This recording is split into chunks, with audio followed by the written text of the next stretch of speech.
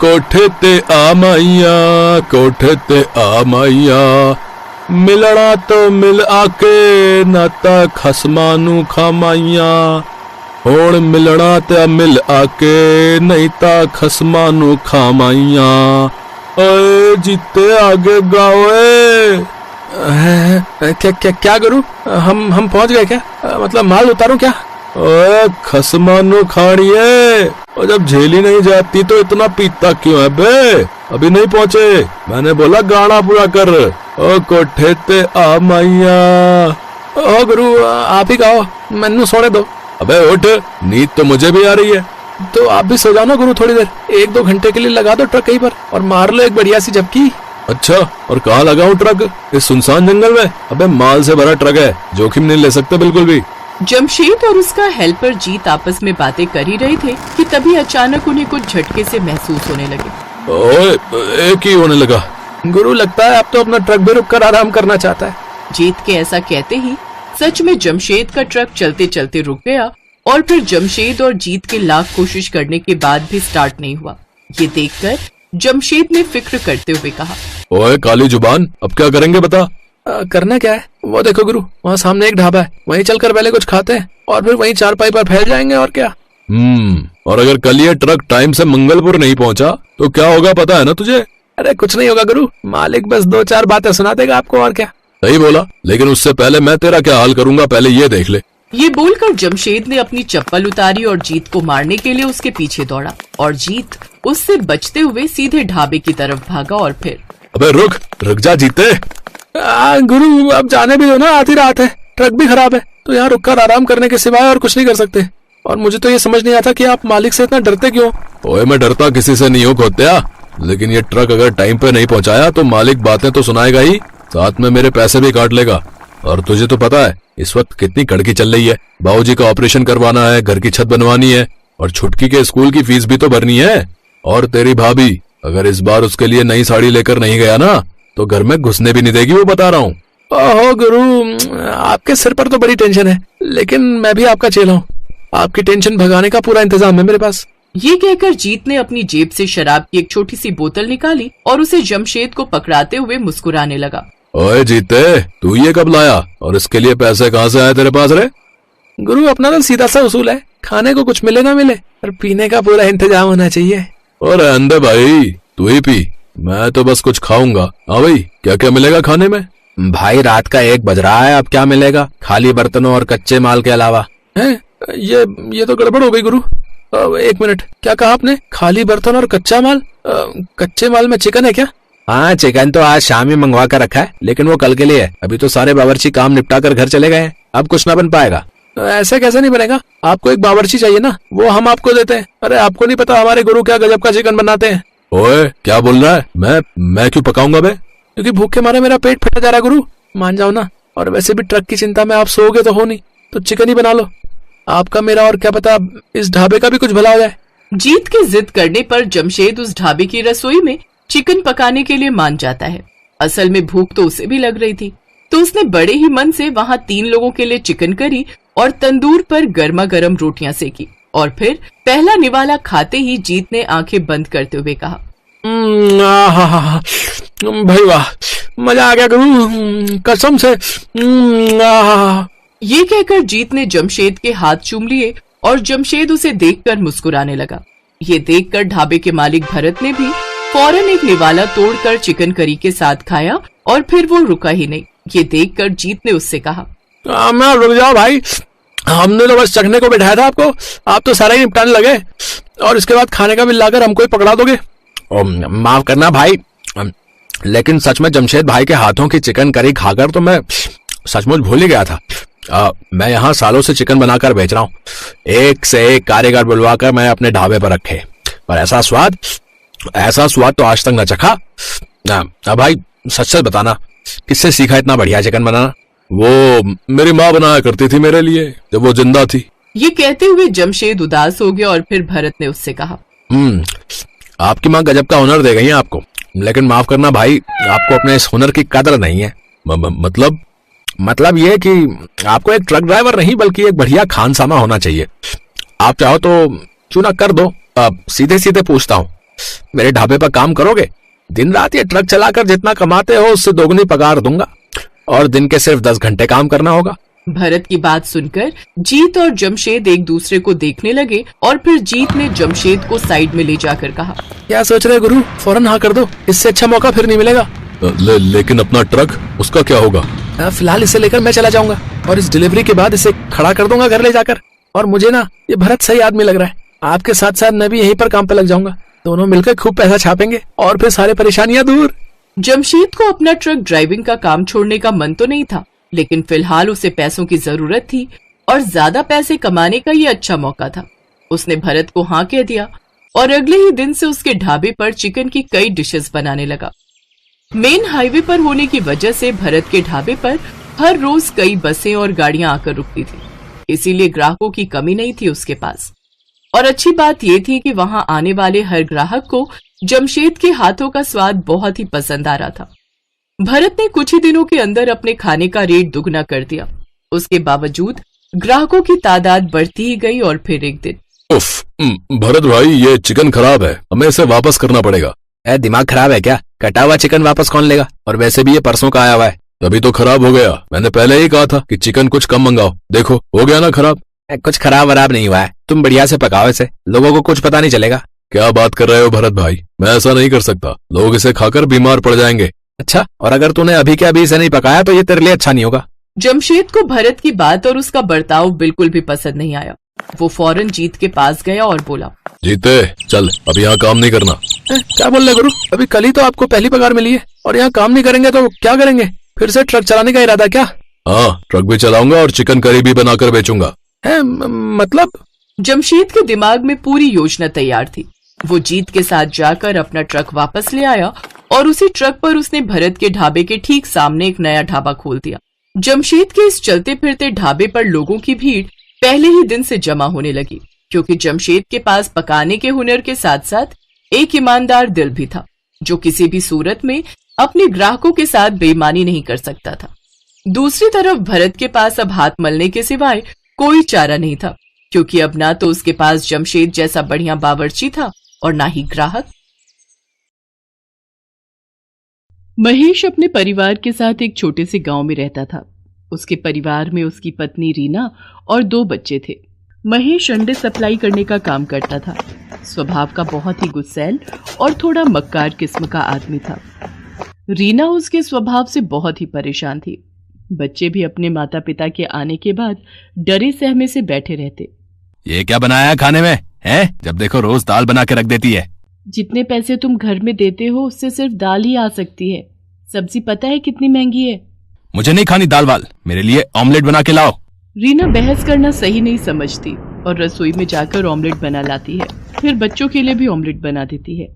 माँ, तुमसे अच्छा ऑमलेट कोई नहीं बना सकता। सच में माँ, तुम्हारे जैसा कोई ऑमलेट नहीं बना सकता। कितना टेस्टी होता है। बस बस, इतना सर पर चढ़ाने की जरूरत नहीं है अपनी माँ को। रीना जो कुछ भी करती है महेश को कभी भी पसंद नहीं आता। छोटी छोटी बातों को लेकर वो रीना से लड़ाई करता रहता। एक दिन दोपहर को बच्चे अभी स्कूल से आए ही थे कि एक आदमी रीना के पास भागा भागा आता है। भाभी, महेश दुकान से पैसे चुरा कर भाग गया है और उसने मालिक से कर्जा भी लिया हुआ है। ये तुम क्या कह रहे हो भैया? मुझे तो इस बारे में कुछ भी नहीं पता। और कर्जा किसके लिए? हमें तो कर्जे की कभी जरूरत ही नहीं पड़ी। मैं तो बस आपको बताने चला आया। अभी थोड़ी देर में यहाँ पर पुलिस भी आएगी पूछताछ के लिए। हे भगवान, ये क्या हो गया? मुझे तो कुछ भी नहीं पता। मैं क्या बोलूंगी? उस आदमी ने तो मुझे कभी कुछ बताया ही नहीं। थोड़ी देर में वहां पर पुलिस पहुंच जाती है। वो रीना और बच्चों से पूछताछ करती है, लेकिन पुलिस जान जाती है कि इन लोगों को कुछ भी नहीं पता। इसलिए वो ये बोलकर चले जाते हैं कि अगर वो घर आए तो हमें इत्तला कर देना। पुलिस के जाने के बाद रीना सर पकड़कर बैठ जाती है। दोनों बच्चे आकर उसके आसपास बैठकर दिलासा देने लगते हैं। माँ, तू क्यों परेशान होती है? तेरे को पता ही था ना कि बाबा कैसे थे। हम है ना माँ, सब मिलकर कर लेंगे। रोते रोते रीना अपने बच्चों को गले से लगा लेती है। अब उसे सामने आगे का समय बिल्कुल अंधकार में दिख रहा था। वो तो पढ़ी लिखी भी नहीं थी कि कहीं नौकरी कर लेती।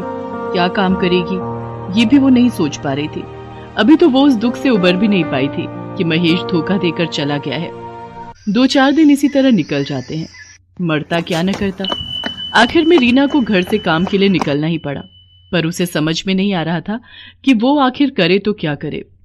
शाम के समय वो दोनों बच्चों के साथ बैठी होती है कि तभी माँ, बहुत तेज भूख लगी है, तो हमारे लिए ऑमलेट बना दे, हम उसी के साथ रोटी खा लेंगे। तभी रीना को एक आइडिया आ जाता है। वो जल्दी से बच्चों के लिए खाना बनाकर लाती है और ऑमलेट बनाने का सामान लेकर आती है। अगले दिन सुबह बच्चों के स्कूल जाने के बाद रीना सारा सामान और अंडे की 2 ट्रे और 2 ब्रेड के पैकेट लेकर बाजार में अपनी एक छोटी सी दुकान लगा लेती है।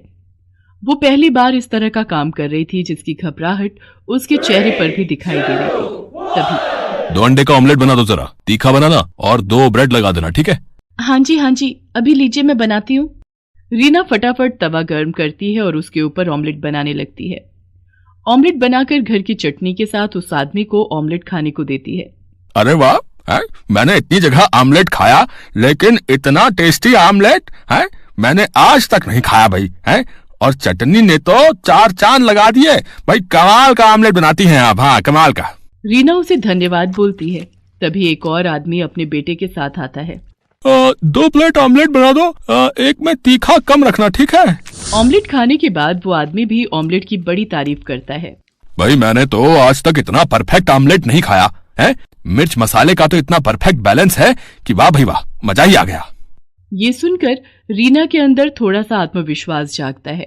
शाम तक रीना काफी सारे ऑमलेट बेचकर घर आती है। बच्चे घर पर उसका इंतजार कर रहे होते हैं। अपनी माँ को पहली बार काम से आता हुआ देखकर वो दोनों भागकर अपनी माँ के लिए पानी और चाय बना लाते हैं। माँ, तू कितनी अच्छी है, तुझे हमारी कितनी फिक्र है। बाबा ने एक बार भी हम लोगों के बारे में नहीं सोचा और हमें इस हालत में छोड़कर चले गए। बस मेरे बच्चों, पीछे की सारी बातें भूल जाओ और आगे अपना भविष्य देखो।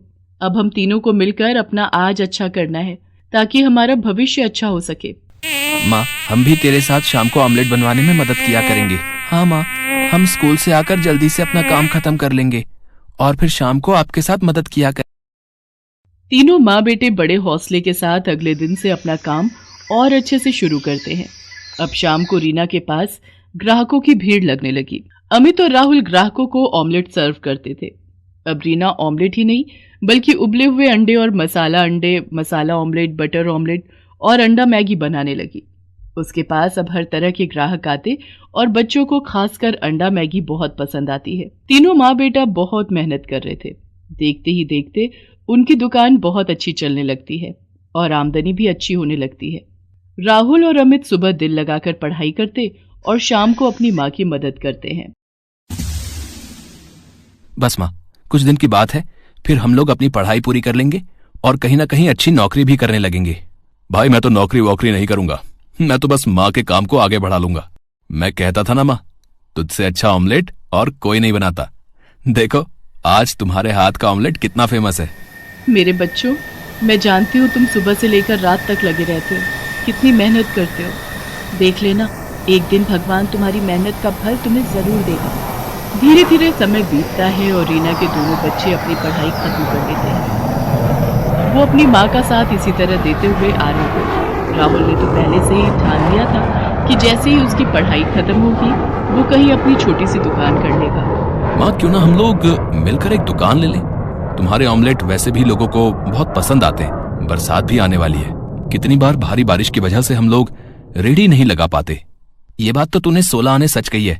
बरसात में कई दिन हमारे बगैर कमाई के ही निकल जाते हैं। माँ, राहुल ठीक कह रहा है। कल मैं और राहुल जाकर कोई दुकान देखते हैं, वहीं आसपास ही लोगों को पता चले हम लोगों की एक दुकान भी है। मैं जानती हूँ, मेरे दोनों बेटे बहुत समझदार हैं। वो जो भी फैसला लेंगे सही लेंगे। अगले दिन दोनों भाई दुकान देख लेते हैं और किराया देने के बाद वो अपनी माँ के साथ वहां पर अपना काम शुरू करते हैं। अब रीना के हाथों का ऑमलेट लोगों को इतना पसंद आने लगा कि लोग दूर दूर से भी वहां पर ऑमलेट खाने आने लगे थे। वहीं पास में बच्चों का एक इंस्टीट्यूट खुल गया। अब बच्चे वहां पर आते और सीधा रीना की दुकान पर बैठ जाते। राहुल अमित आज भी अपनी माँ की मदद करते हैं। आंटी, अपने हाथ का सबसे तीखा वाला ऑमलेट बनाना। मेरे लिए तो अंडे वाली मैगी बना देना। तूने कभी आंटी के हाथ की अंडे वाली मैगी खाई है? सच में मजा आ जाता है, इतनी टेस्टी कि पूछ मत। घर पर कई बार ट्राई किया पर आंटी के हाथों जैसा स्वाद कभी नहीं आया। अब मैं ज्यादा नहीं सोचती और मैगी खाने सीधा यहीं चली आती हूँ। रीना को बच्चों के मुंह से अपने खाने की तारीफ सुनकर बड़ा अच्छा लगता है और वो और भी लगन और प्यार से उन बच्चों के लिए अंडे बनाती है। एक दिन रीना सुबह जब दुकान खोलने आती है तो देखती है कि चारों तरफ अफरा तफरी मची हुई है। लोग अपनी अपनी दुकानों से अपना सामान निकाल रहे हैं। अरे भैया जी, क्या हो रहा है? इतना शोर शराबा और ये लोग बाग अपनी दुकान से सामान क्यों निकाल रहे हैं? अरे बहन जी, आप भी अपनी दुकान का सामान जल्दी निकालो। जिस दुकानदार ने ये दुकान किराए पर दी है, यहाँ की सब दुकानें इल्लीगल हैं। हाँ, जिन्हें सरकारी महकमा के लोग बंद करने आने वाले हैं। ये सुनकर रीना अपना सर पकड़ लेती है कि अभी तो थोड़े से हालात सही होने शुरू हुए थे, अब ये क्या हो गया। वो अपने बेटों को फोन लगाती है और दोनों बेटे अपनी माँ की मदद के लिए आ जाते हैं। अब उन्हें दुकान का किराया दिए हुए 10 ही दिन हुए थे। रीना थोड़ा विचलित हो जाती है। वो लोग जैसे तैसे करके दुकान का सारा सामान निकाल कर बाहर ले आते हैं और सरकारी लोग आकर दुकानों पर ताला लगा देते हैं। पता नहीं भगवान की क्या इच्छा है, जब भी थोड़ा समय अच्छा होने लगता है तभी कोई बड़ी मुसीबत आने लगती है। माँ तो फिक्र क्यों करती है, हम देख लेंगे, कुछ ना कुछ हो जाएगा। रीना अपने दोनों बच्चों के साथ वापस वहीं फुटपाथ से शुरू करती है जहां उसने पहली बार अंडे की रेडी लगाई थी। जैसा कि रीना को डर लग रहा था कि अब क्या होगा, फिर दोबारा से काम कैसे शुरू होगा। फिर ऐसा रीना के साथ कुछ नहीं हुआ। उसके हाथों का स्वाद लोगों को उसके पास खींच ही लाता है। धीरे धीरे 1 साल का समय बीत जाता है। रीना के हालात बहुत ही अच्छे हो जाते हैं। धीरे धीरे उसके पास थोड़ी बहुत जमा पूंजी भी इकट्ठी हो जाती है, जिससे उसका आत्मविश्वास और बढ़ जाता है और वो अपने काम को आगे बढ़ाने का सोचने लगती है। राहुल को अपनी तरह ऑमलेट बनाना सिखा देती है। अब माँ बेटा दोनों मिलकर दोनों अलग अलग जगह पर दुकान लगाते हैं और दोनों जगह की आमदनी से उनके हालात बहुत ही अच्छे हो गए। अमित ने एक अच्छे से ऑफिस में जॉब कर ली